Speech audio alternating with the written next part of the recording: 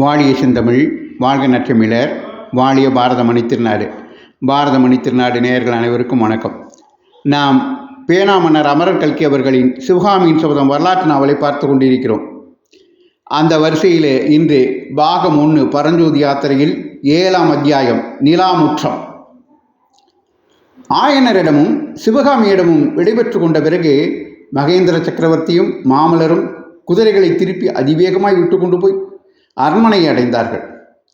அவர்களை கண்டதும் அரண்மனை வாசலில் காவல் புரிந்து கொண்டிருந்த வீரர்கள், வாழ்க வாழ்க, சக்கரவர்த்தி பெருமான் வாழ்க, மாமல்ல மகாவீரர் வாழ்க என்று கோஷித்து கொண்டு அவர்களுக்கு வணங்கி வழிவிட்டு நின்றார்கள். காவலர்களுடைய வாழ்த்தொழியுடன் அங்கே வரிசை வரிசையாக நின்ற குதிரைகளின் கனைப்பொழியும் சேர்ந்தது. அரண்மனை முன் வாசலை தாண்டி அவர்கள் உள்ளே நுழைந்ததும் அங்கே இருந்த விசாலமான நிலாமுற்றத்தில் வீரர்கள் பலர் அணிவகுத்து நிற்பது தெரிந்தது. சக்கரவர்த்தியும் குமார பல்லவரையும் கண்டதும் அந்த வீரர்களும் ஜெயகோஷம் செய்தார்கள்.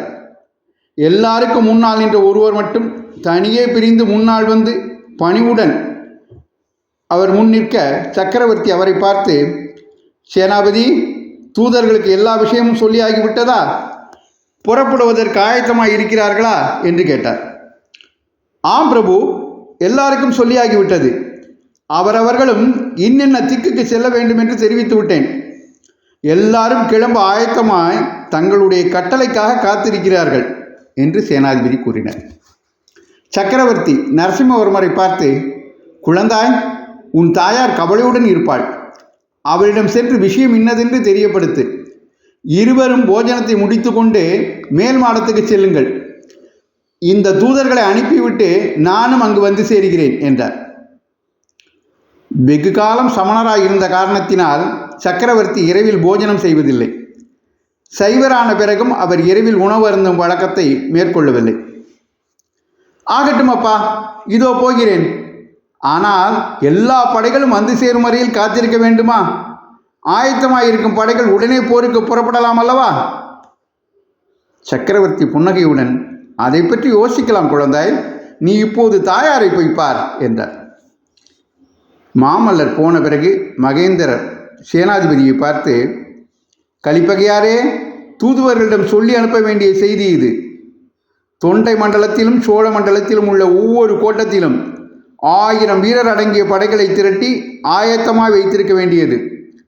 மறுபடியும் செய்தி அனுப்பிய உடனே படை புறப்பட சித்தமாக இருக்க வேண்டும்.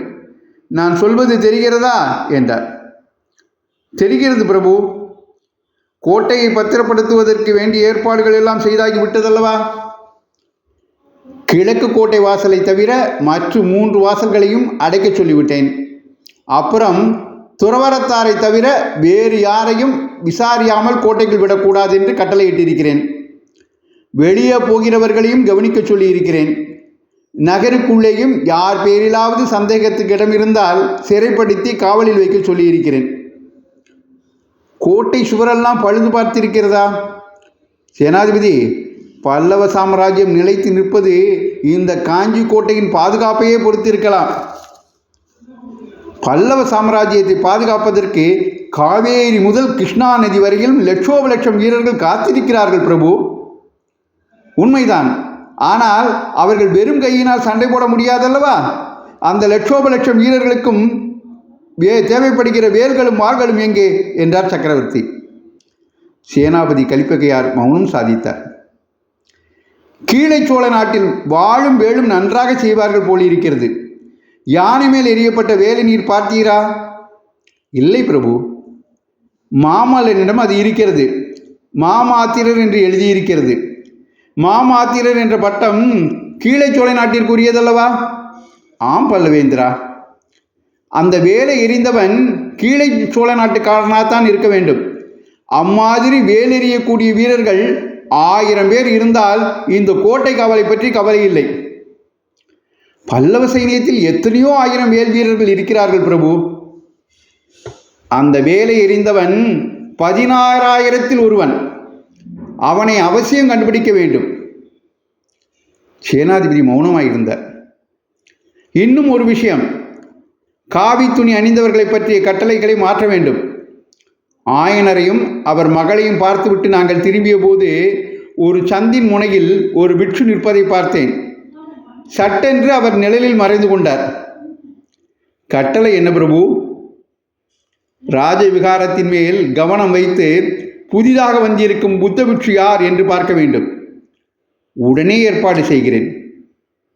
பிறகு சேனாதிபதி கலிப்பகையார் ஒவ்வொரு தூதராக அழைத்து இவர் இன்னின்ன கோட்டத்துக்கு போகிறார் என்று சக்கரவர்த்தியிடம் தெரியப்படுத்தினார். தூதர்கள் தனித்தனியே சக்கரவர்த்திக்கு வணக்கம் தெரிவித்து விடைபெற்று கொண்டு தத்தம் குதிரை மீது ஏறி விரைந்து சென்றார்கள். இத்துடன் நிலாமுற்றம் என்ற இந்த அத்தியாயத்தை முடிக்கிறார் அமரர் கல்கி. அமரர் கல்கி அவர்களின் சிவகாமியின் சபதம் வரலாற்று நாவலை தொடர்ந்து கேட்க பாரதமணி திருநாடு சேனலை தொடருங்கள் என்று உங்களை கேட்டுக்கொண்டு விடைபெறுகிறேன். நன்றி, வணக்கம், ஜெய்ஹிந்த்.